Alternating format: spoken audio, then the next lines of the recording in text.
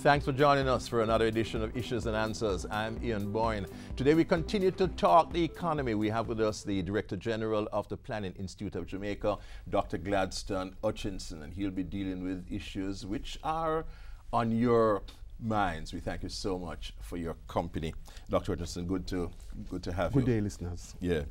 Dr. Hutchinson, a number of people feeling the pressures of price increases, even though the inflation figure itself is not alarming, but there's this sense that things are increasing. Their minds are on wage increases, yet our productivity is not at the level to accommodate the kind of wage increases that people are thinking about.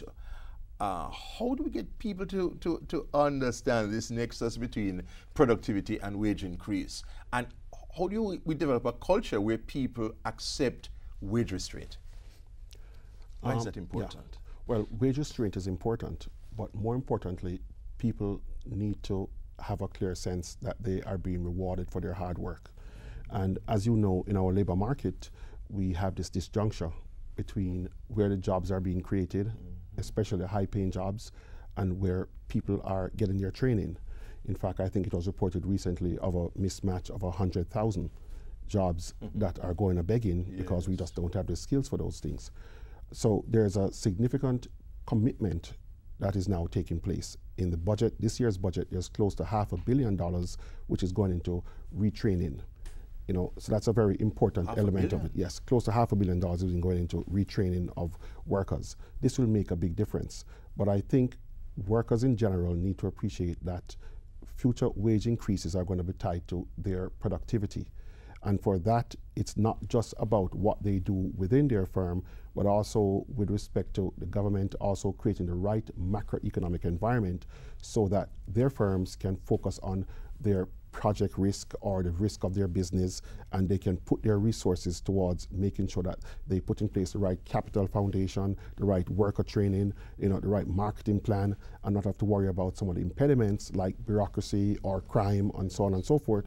And that's where we're going to see the productivity rise, and that's where we're going to see workers getting the rise in their take-home pay to correspond with their greater productivity. You recently reported that unemployment is at a 10-year high of 14.3%, I think.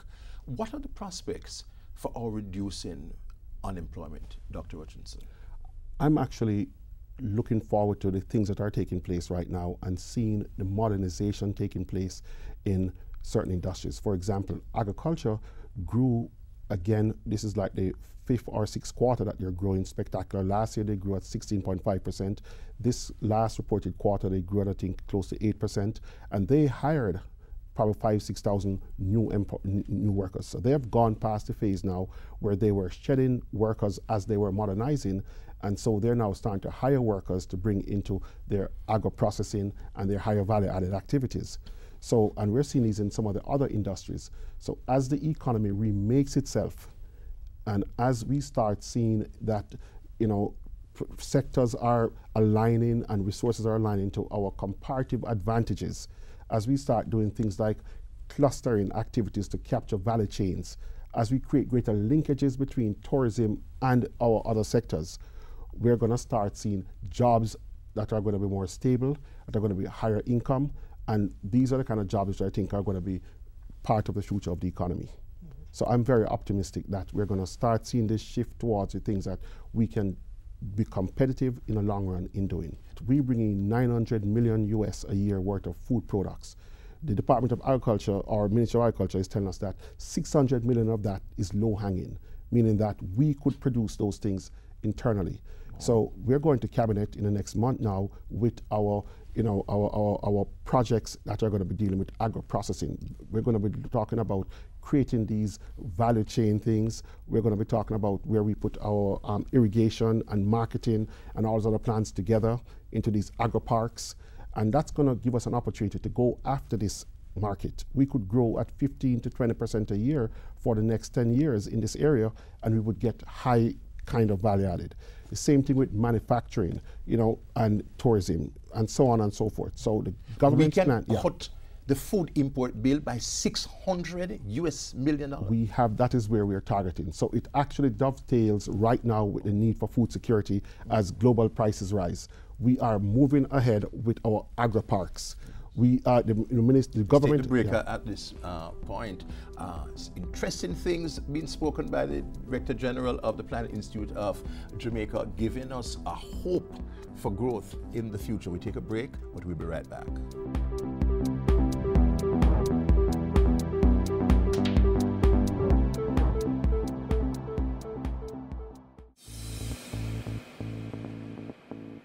A healthy and educated people living in a clean, natural environment, reducing crime, improving the justice system and governance, building a prosperous economy. It's not just a vision, it's reality. Learn about the plan. Join the vision. My country, Jamaica, has a rich heritage and is very unique. If we all pull together, we can make it the place of choice to live, work, raise family, and to do business. For more information on Vision 2030, call the Planning Institute of Jamaica or visit vision2030.gov.jm, your parish library, school library, or the Jamaica Information Service.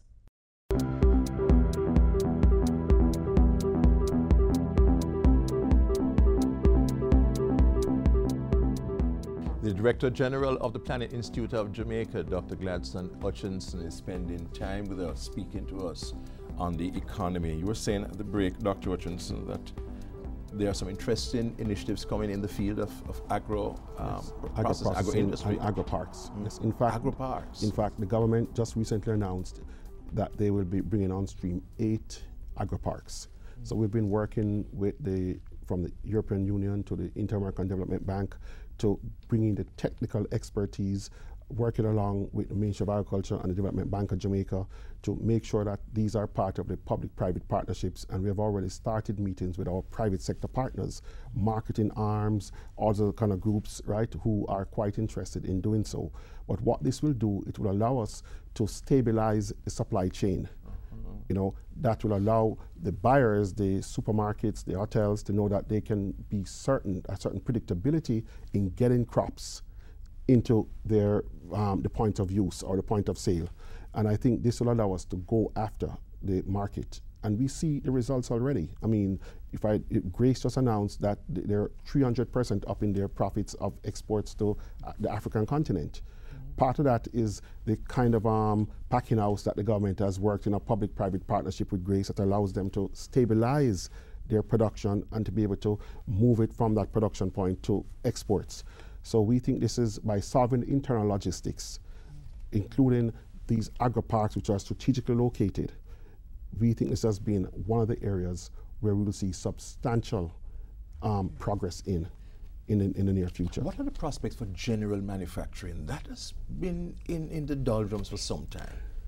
Yes, but it has stabilized and is starting to show a little bit of progress. You know, we're seeing that it is no longer declining. We're seeing some progress there. And we think that the manufacturing is the one sector that we think benefits the most from a stable, you know, macroeconomic environment. For example, if we go back and we look 20, 30 years of unstable interest rates, that discouraged any manufacturing plant from investing in new plants and equipment. They would borrow money at a certain rate, they'd have to pay back in an uncertain rate. So what you got was people moving towards just being traders. But now that we're stabilizing the interest rates, we're stabilizing the inflation rate, we are starting to see manufacturing starting to go long. They're starting to do multi-year types of investment. You know, the same thing with energy. Everyone is focused on, you know, the high cost of energy. But what we've also seen is not only the high cost of energy, but the fact that no one modernized their energy plants. So we use energy very inefficiently. Again, for some of the same reasons, the macro instability. So now that we are focused on macro stability, and that's where fiscal consolidation is critical, because fiscal consolidation removes government from competing for funds. It allows government to pay for itself. what with that macro stability, we're now seeing our manufacturing sector, our firms that are energy intensive, they're starting to look at ways and doing of modernizing their plant so that there's greater efficiency and greater costs.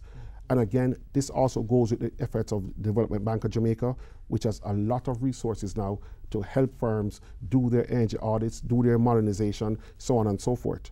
And the last part of this is the government's effort now to create what we've identified in our growth inducement strategy as a venture capital ecosystem. And what that ecosystem does now is we're going to be putting in a lot of money to allow ideas, to be converted into products, and also for firms to come to do remanufacturing, to modernize their plants, to get some money that would allow them to get to the point where they could go into the junior stock exchange in the future. So we believe that this is a paradigm shift. In other words, rather than the government trying to do all these things, it is creating the environment that allows for true, what we call entrepreneurial activities to take place, broad-based and inclusive. Not just those who come in with high resources, but those who also have good ideas and need those ideas to be funded for it to get to the point where they also can be successful capitalists. So we think that this is the paradigm that's going to modernize our economy. It's going to make us dynamically competitive in a new global environment, allow us to be fleet-footed, and give us the kind of economy that will be inclusive in wealth creation. It's going to make our assets work, and it's going to give our economy a growth prospect. So the government is not just focused on austerity. It is austerity with a purpose, with an aim in view. Yes, I don't want to say austerity with an aim in view. I want to say that the primary focus of the government is to modernize and make the economy dynamically competitive to the extent that consolidation will have to take place, allows the government to better align its resources with this new paradigm of entrepreneurial capitalism, if you want to call it that. Yes. Then that is what is taking place. I don't want to say austerity as if to say it's a guiding principle. But we need to pay down the debt. We need a tax reform. We need a public sector and pension reform. Yes. To be able to achieve the growth objectives. Yes, but see, I want to reframe it. All right. I don't want to say we need those things. I want to say that we need fiscal responsibility. Yes. We need to have, in this new paradigm, taxpayers' money being used to make our economy dynamically competitive and growth enhancing. And so to the extent that we have tax leakage, to the extent that we have fiscal illusion where the government, where we don't know exactly what the resources that are being taken away from taxpayers are being used for. To the extent that all those things exist, we need to reduce those leakages so that we can better use our tax resources to support our growth and inclusiveness ambition. Well put, Dr. Hutchinson. The Director General of the Planning Institute of Jamaica put in within a philosophical framework, but setting out concretely some of the things which are being done by the government. We thank you very much for your company. Next week we'll be back. Until then, Ian Bourne wishing you a pleasant day.